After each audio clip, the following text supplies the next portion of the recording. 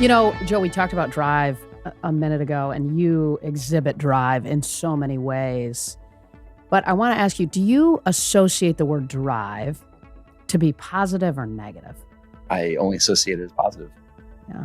When you say drive, I had just had this flashback to cross country, which I ran in high school. Mm-hmm. And I remember that experience as being very formative for me because the training and the races were some of the most grueling experiences physically and mentally that I had at that point in my life as, 15, 16, 17-year-old kid.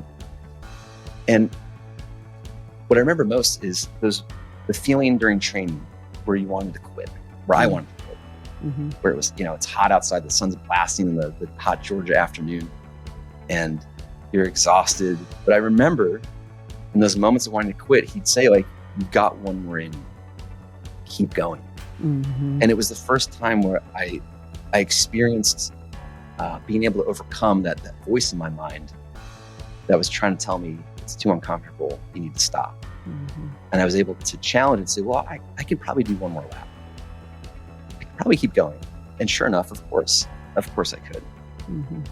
And in those races, I remember competing, in cross country, always feeling like if I crossed the finish line and I could still walk, that was energy that I left on the course that could have been for a faster race. And so eventually I got to this point where I would get to the finish line and I would just keel over. And,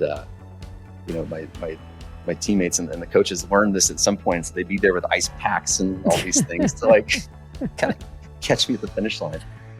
But there was something really fulfilling for me to know that I left it all on the course.